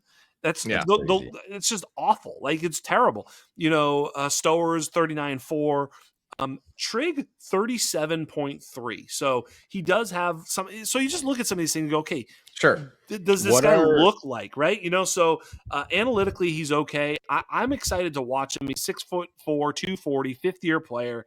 I mean, who knows? Well, we'll see what the draft capital says, but Michael Trigg amongst a bunch of guys that I would be willing to sort of start smashing at the tight end position in basically rounds 3 and 4. Go ahead, Joe. All right. I'm super happy because I was thinking about taking this guy on my last pick. And I'm taking him here, Jacoby Lane at a USC. So we talked about Boston and being a 6'4" wide receiver, and I was just a little bit worried. We didn't see him test at the combine, so I just don't know about his speed and what's going to work. Jacoby Lane, I have no such concerns because he ran a 4.47 at his 6'4" stature. He's at 200 pounds, so at that weight and size, he's a little bit lanky, but it's like that's a good kind of big wide receiver who's got the speed and like a big catch radius, right? So we like all of that. Broke out at 20 years old. So, it wasn't too late of a breakout. Very good, basically second and third years. And he's an early declare. 745 yards last year, 4 touchdowns, 12 touchdowns in his sophomore campaign. So, the model likes him quite a bit, and I understand why. Not only that, he had 49 receptions last year and 43 receptions the year before that. That's playing alongside a dude we love, Mekhi Lemon. So we're talking about like target competition, right? This guy's got a good teammate score, was still putting up very solid numbers, and actually has a breakout age despite having that very solid teammate. So I'm pretty interested in Jacoby Lane, Yeah. and I like the fact that he actually tested. So I think he's probably gonna. We'll see where he goes in the NFL draft. He might fall into the third round, in which case maybe he's not a second round pick in your dynasty drafts. But if he goes in the second round, I think he's very much in the second round range for your rookie drafts. Touchdown percentage, which is basically just percentage of your catches that go for touchdowns. He's behind only Omar Cooper and Elijah Surratt for his career. So pretty good. I mean, he doesn't have, sometimes you look at raw numbers, say, oh, he only had 18 touchdowns, but he is a touchdown creator at least. He was pretty good. Yards per out run, targets per out run, like everything was fine. I think that's why the model likes him, because he does everything pretty well. I'm not exactly sure. His quarterback rating when targeted is really good. Basically, over 125 for his career, which is really great. So yeah, I think he's probably fairly good. Like that quarterback rating when targeted, when you see that number spike, you're like, oh, that might be a pretty good player. He's probably a little bit better than we're giving him credit for. The model does like him. If he gets draft capital, I think it's a great pick. Like if the Giants don't take Carnell Tate in the first round to go along with Malik Neighbors, I think they take him in round like 2. Jacoby Lane in round 2 actually makes a lot of sense for like their wide receiver room makeup. Yeah, for sure. Okay, boys, I'm dipping back into the lunch pail for this one. Yeah, boy. In the same vein as the Michael Trigg pick, Jax, I haven't watched a ton of this guy, taking a bit of an upside shot. Been seeing some people I respect on social media drop some good nuggets about one Max Clare from Ohio State. Maybe a little bit early. I'm not necessarily I'm not an expert on these guys this deep in the draft, but I will get here. I kind of like some of the things that I see in the data profile, like 684 yards in his last season at Purdue in 2024 is nice for a college tight end, 2.22 yards per route run. Then he goes to Ohio State last season. So Ohio State clearly got that boy some NIL money to come over to their championship contending roster. And with all those wide receivers, he put up 448 yards and 2 touchdowns on 55 targets, guys. And I think that's nothing to smirk at. So, among these lunch pails, I kind of think he might be a good shot to take. And then when I see people who I respect putting out positive stuff about some of these guys, it's something I take note of for sure. I got no issue with that. I think you're right for a lot of the stuff, like, target earning potential. He's there. I think he's fine. I think he's great. Like I said, I think this tight end class, I think, is going to be one where there's probably 10 tight ends worth drafting, and there'll be 3 or 4 that end up panning out, if you will. Yeah. So you'll have to just, kind of hope is it Justin Jolly or Tanner Koziol, or, some people like Oscar Delp, or whatever the case, right? Jack Endries, I've been seeing some stuff about. Endries is nice too. Yeah. I really feel remiss not to mention a bunch of these guys, but yet I'm going to take Eli Raridon, who, look, he was hurt 2 years. He's 6'6", 245, runs a 4.62, which is basically a 110 speed score, 109.8 to be exact. His yards per reception straight up for his career, 13. His big season, which he only had really one, was 15.1 yards per reception. That year, he was also 2.23 yards per route run, which is a very fine number. He really only has 1 year of production given the injuries and stuff like that. It's definitely a project type, but I'm just willing to say that this is the type of player that maybe was hiding in plain sight type of thing. Again, I don't know. When it comes right down to it, will I want, Justin Jolly or Koziel or someone else ahead of him? Sure. I like Daquan Wright a little bit, Jack Endries. There's a bunch of these guys. Obviously, legitimately, this John Michael Gillenborg is definitely another player. Shoot, I'll take John Michael Gillenborg here. He might actually be my favorite of all these. I don't really know. I think draft capital will sort some of this. We'll have to see what the NFL teams thinks of all these guys. We're going to have to do our homework too, guys, in terms of, just kind of really figuring out what we like. Now that we've seen the numbers and the numbers have elevated a few guys that we now know are the types of players that we're looking for. In other words, we're not looking for Nate Borkircher. We're not looking for Sam Roush, who a lot of people really like. I just think that, for a guy like that who runs a 4.7, he's a big guy. I think he's a little bit more of a blocker. I'm talking about Sam Roush right now. His yards per reception for his career, 10.1, little light.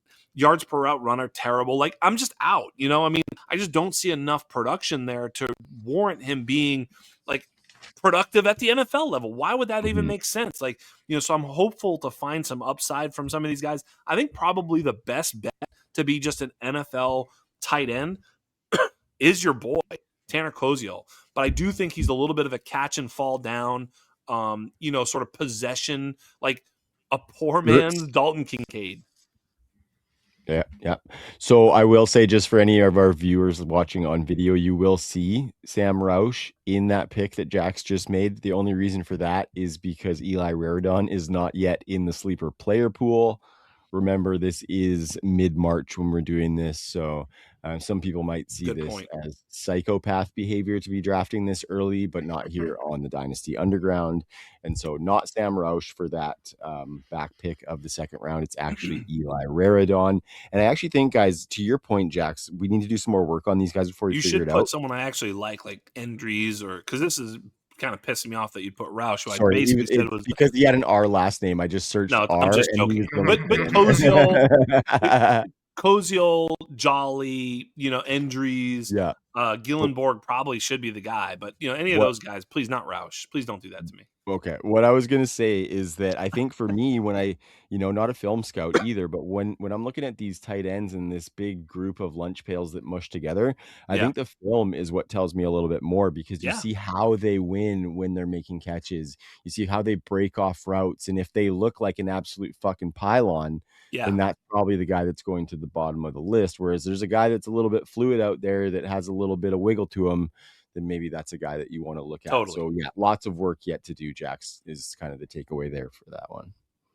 And draft capital tends to sort it, right? I mean, we tend to, not know exactly what the NFL thinks of certain players. As a matter of fact, even, my love for Harold Fannin was questioned because I was like, look, he ran the duck-footed zigzag gauntlet and everybody thought that he was done, and it was like, oh, you can't be a duck-footed son of a bitch and run a zigzag gauntlet and be an NFL player. I didn't know that, but, the Cleveland Browns disagreed. They felt like you could do that and still become an NFL player. Turns out they were right. Yep. Turns out. I will say I'm kind of surprised. Just one of my takeaways, I wasn't expecting to see this many tight ends, certainly in the second round. I guess it makes sense because it's such a deep tight end class that and there's so much sameness after you hit a certain point at the wide receivers and at the running back. So I get why you guys pivoted to those directions. I guess my big takeaway is if you're going to take a running back, probably by the early mid second round is probably where it's happening. And then I don't know, my plan is basically to fire on tight ends in the fourth and fifth rounds and just, whatever, Borkature or Kozoil or whoever falls my way. I'm just going to take my shots there. Yeah. I think this is probably a little bit early for some of those guys, but I think some of maybe why I did it is some of the good conversation happening here in the half point tight end premium, and some of it is just it's a crapshoot this late in this draft, right? There's just so much unknown. You got to latch on. Well, let's do this. Let's talk about some of our honorable mentions and people that Jax, get it. Looking back, who you would have taken, like Joe, just in terms of you're looking at your board or you're looking at various positions, maybe a player or two at each position that you're like, you know what, maybe I could have considered so-and-so here, or maybe this person steams up or whatever down down the line on the process. Yeah, guys that have my attention. Yeah. I'm looking at Seth McGowan. Yes. The reason he wasn't drafted yet is because he's going to be an old rookie running back, right? Yes. He got in trouble with the laws. You referenced a few episodes ago, Jax. Basically missed a year, came back, played for New Mexico, then, finally, got some footing and actually has, pretty good athletic measurables and a decent little production profile. So I'd say he's firmly on my third round list. Sticking at the running back position, I'm kind of intrigued by Le'Veon Moss as well. I'm a little worried about his size and his lack of explosiveness, but I do think he's got some wiggle, and I want to watch some more film on him. So I'm kind of interested in him too. At the receiver position, let's see here. Well, why don't I kick off? And I'll also say at the running back position, I love Seth McGowan, so I'm with you there. The other player I'm kind of really looking at is also Adam Randall. We've had a pretty good run of converted wide receivers becoming running backs. He's another one. He's 6'3", 232, and ran a 4.5 flat at the NFL Combine for a 113 speed score. He has 84 career receptions. Of course, he was a wide receiver, but I like him a little bit. I mean, I think there's something to be desired in terms of his rushing profile. It's not there, but dude, he's a converted wide receiver, so that all makes some sense there, and there's room for growth there. So yeah, I'm a little bit open to seeing what Adam Randall is. I think Seth McGowan's the one that also has that upside. I think after that, of course, we can't not mention the Eli Heidenreich, who I think is thank you, who is potential. And I'll let you go, but I think he's potentially a slot wide receiver or some sort of a Kenny Gainwell type running back. I've seen him listed as a wide receiver. I can't remember exactly where, but I did see him listed as a wide receiver somewhere. And I know Joe's super excited for this Heidenreich situation. Yeah, he's kind of like this year's Land Larison, right? I'm going to be firing on that guy fourth and fifth round. Hold on, we're not done with the Land Larison story. No, we're not. He broke his leg in training camp. You hold that womp womp. So I'm kind of interested in him. I would love actually to see him in sort of this hybrid role where he's getting carries and getting catches. I don't know what team that's going to be on. So landing spot's going to be super important. The receiver, we sort of felt. We didn't get to Chris Bell, right? No. That's who I was going to mention, Joe. Yeah, go for it, Trav. Yeah, I just think some injury history. I've seen some people say that if it wasn't for the injury history, he could be getting some first round buzz out of Louisville. Look at his season last year, cut short due to that injury. He still had 110 targets in 11 games and put up 900 yards on that. So and he's coming off an ACL, right? Yeah, I think so. Yeah, 6'2", 220, some nice size to him as well. So just kind of an intriguing prospect to take a shot on for the side late. He's almost who I took with that Max Clare pick there, but I decided to refrain and stick with the lunch pails. Yeah, my one concern is if he doesn't play, rookies who don't play in their rookie year just get forgotten so quickly, right? So timeline on his return is kind of going to be critical. I don't know if we're going to have answers to that by the time our rookie drafts come around. So I think he has to be kind of like a third round or fourth round flyer just because of I don't know. I'm having a hard time thinking of a rookie that missed their rookie year aside from Etienne. I'm sorry, Etienne. That missed their rookie year and that's going to get confusing. actually became anything. I know. Oh God, kills. I got a couple before we ride it out here, boys. We didn't mention the other quarterbacks too, potentially. Can I do wide receiver? I think we'd be. Yeah, I got. Crazy not to mention Bryce Lance. Bryce Lance, a little bit of what do you call it, lineage with his brother being an NFL player. Look, thank you. Yeah, following in the footsteps of Christian Watson at the same school and eerily similar sort of profile and even looks like him a little bit. So 6'3", 204, ran a 4.34. Smaller school, but I think there may be something there. I have not dug into him yet. There's a ton of athletic guys that ran really well at the combine. None of that really matters so much to me, but Jeff Caldwell being 6'5", 216 and running 4.31 is crazy, but I don't think it matters. But I do think it matters with Bryce Lance, who might be a little bit more than that. But in Jeremy Bernard, I think is going to be a popular pick for a lot of people. Yeah. I think I'm pretty much hands off altogether. Hmm. As well as Malachi Fields, by the way, and Zach Branch. I think so too. So. Yeah. I was just going to throw out a couple names at quarterback. Carson Beck has a lot of college experience, and so could get a late round pick. And Taylon Green was that athletic freak from the combine who we talked a little bit about last week.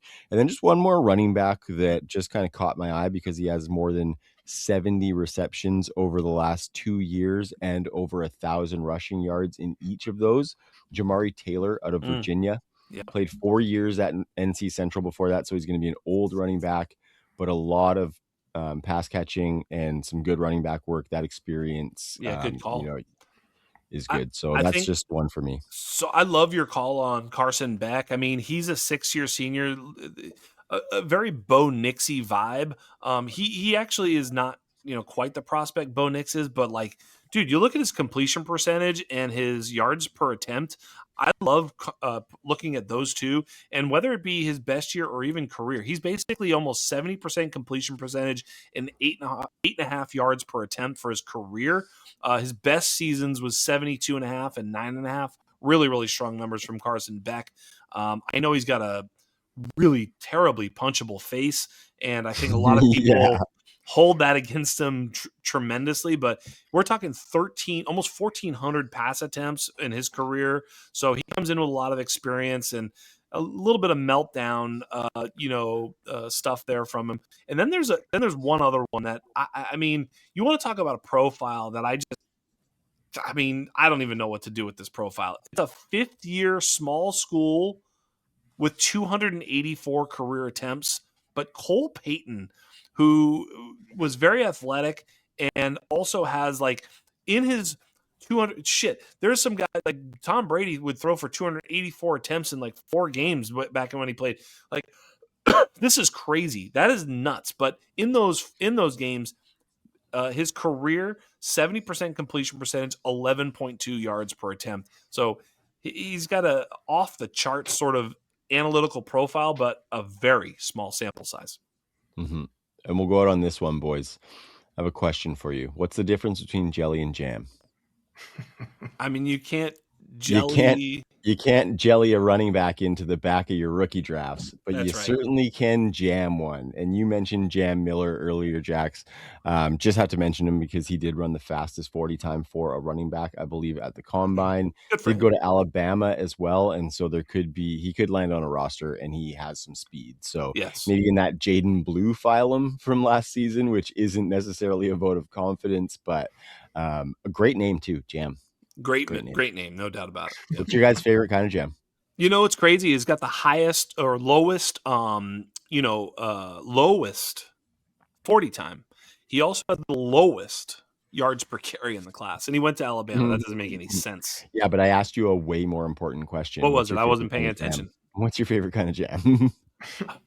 I like a spicy jam, if I'm being honest, right? You guys are pretty cultured compared to me. I was going to say, he wants an aristocratic jam. I'm just going to go straight up strawberry jam. Really? I'm a raspberry guy. Smuckers or what? Some sort of all-natural, dope-ass fucking strawberry jam. Just bring it. Let's see what you got. Yeah, spicy jam might be the highest lumen response you ever could have given. That goes directly beside your mint hard hat, Joe, and you can keep it there, sir. Absolutely. Not even going to let you elaborate on spicy jam because that's fucked, man. So, oh, bro, I'm going to email you some stuff. Nope, you're not. I'm going to ignore it right to the Please do it on Twitter, though, so our listeners can be like, this is what I'm tuning in for. So, spicy jam. Yeah. So, for the Miyagi Jax Falcone in the corner office with you, Mr. Joe Quavius Kuvetakis, I am Trav. Hope you guys enjoyed the episode. We will see you next week. Peace.